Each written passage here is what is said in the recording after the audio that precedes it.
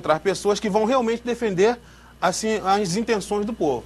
E aí esse é o problema. Como a gente vai fazer com que o eleitor tenha uma consciência política e votar, né, de maneira que a Câmara assim seja abençoada pela democracia. Sim. É como hoje acontece que os recursos financeiros de quem está no Poder Executivo é muito mais dominante de quem está na oposição, é natural que aconteça que os candidatos da situação, eles sempre sejam eleitos em detrimento do candidato da oposição. Isso é normal, já que a eleição é vencida em cima da questão financeira. E esse é um problema a ser tratado pela população. Não tem como você impedir, porque assim teria que ser feito uma reforma política. Como não vai acontecer, a gente faz a nossa parte. Vamos regaçar a manga e vamos à luta. Agora, só respondendo mais objetivamente, o que é o voto vivo? Se a gente pergunta nas ruas, assim, pega um cidadão e pergunte a ele se o vereador que ele votou, quantas indicações ele fez? Aí ele vai perguntar primeiro que é a indicação. Aí a gente muda e pergunta quantos requerimentos? Aí ele não vai saber. Aí você pergunta quantos projetos de lei? Aí ele vai saber, mas não vai saber quantos foi criado pelo vereador. Ou seja, ele não está sabendo se o vereador está trabalhando, né? E se está trabalhando, como está trabalhando? E outra coisa, o vereador ele tem como função fiscalizar o Poder Executivo. E quando é fiscalizar o Poder Executivo, é defender, né, o povo. Só que fiscalizar o Poder Executivo significa também defender o cofre. Agora, se ele vota com o Poder Executivo, quem vai fiscalizar o vereador? Essa é a questão do voto vivo. O que nós estamos fazendo, o nosso foco não é o político. Nosso foco é a classe eleitoral todinha. É quem vota, é quem financia, é quem banca, que é o eleitor. O eleitor é o patrão, né? Se você traz uma pessoa para trabalhar na sua empresa, não olha os antecedentes criminais, não olha, assim, não faz uma entrevista para saber quem é a pessoa, não faz um testezinho e coloca ele para trabalhar, vira as costas e fala, meu irmão, o cofre é ali a porta disso, e vai embora. Então hoje é o que acontece, o eleitor faz exatamente isso. Ele coloca a pessoa, não fiscaliza a pessoa, não trabalha, depois aí entra numa de entrar denúncia daqui, denúncia dali, aí ele vai culpar quem? Né? Não tem como culpar ninguém. Então essa é a questão. O voto vivo é trazer ao eleitor informações que dê condição de ele fazer um pré-julgamento e também fazer uma avaliação política e administrativa pública, do qual a melhor opção. E uma vez eleito, manter a fiscalização ao seu eleitor, a pessoa a quem ele votou. Porque senão o voto não é vivo, o voto é morto.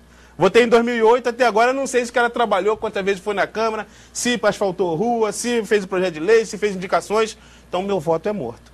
Então o voto vivo é todo dia, toda semana a gente divulga, a gente publica, a gente levanta questões a primeiro momento. Sei. E quais as realizações do movimento Voto Vivo?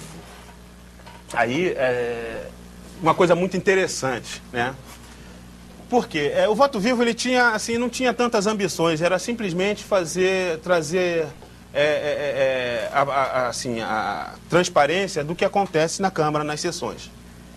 Só que quando a gente fez isso, lá em Tamoios, né, nós conseguimos bastante adeptos, pessoas que vinham nos ouvir, buscavam nossos boletins informativos e com isso o movimento foi crescendo, foi crescendo. Hoje a gente já está partindo para um jornal, né? Hoje, dentro do movimento Voto Vivo, já não pode dizer nem que é Voto Vivo mais, hoje nós temos o Junta-me, que é o André no qual faz parte, né? Eu faço parte também, que é o movimento Juntos por um Tamoio Melhor, que a princípio trabalha hoje como foco a emancipação de Tamoios, que a gente vai conversar depois. Mas hoje, assim, esse Junta-me está fazendo grandes movimentações, já fomos na Alerj, estamos indo a Brasília, né, estamos levantando toda assim, a população em prol da emancipação. Isso nascido lá atrás com o movimento Voto Vivo. O movimento de mulheres incorporou, o movimento de negros incorporou e algumas associações de moradores. O Provesc, que é a lona cultural que fornece... assim, faz um trabalho, como você faz, né, para a juventude, para a classe artística, cultural, incorporou. Então hoje nós somos um conglomerado de associações trabalhando e divulgando, né, a questão da importância do voto, a importância do voto consciente, né? E isso a gente tem aí já algumas informações, que eu gostaria até de citar aqui algumas, né? Assim, uma das coisas que deixou o pessoal assim bastante intrigado e fez eles virem procurar o voto vivo, participar das reuniões do voto vivo, é quando a gente falava assim, olha, se você vendeu o seu voto R$50, não estou dizendo que você vendeu, mas vamos que você tenha tido vontade, desejo de vender R$50.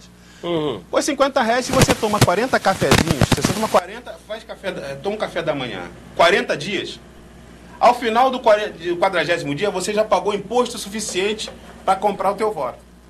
Então, o que acontece? Um vereador, ele recebe em torno de 450, R$4.500 por mês.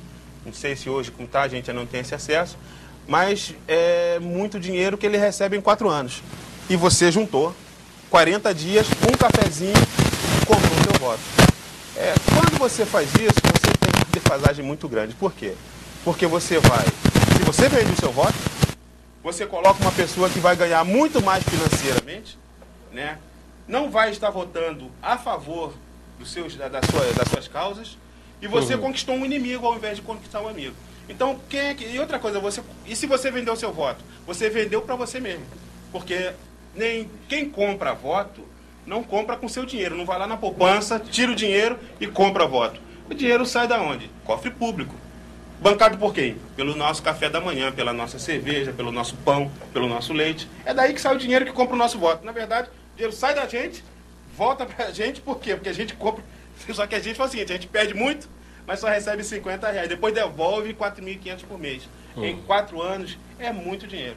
Então é muito importante essa questão da fiscalização, conhecer realmente o trabalho dos vereadores, até para fortalecer a instituição.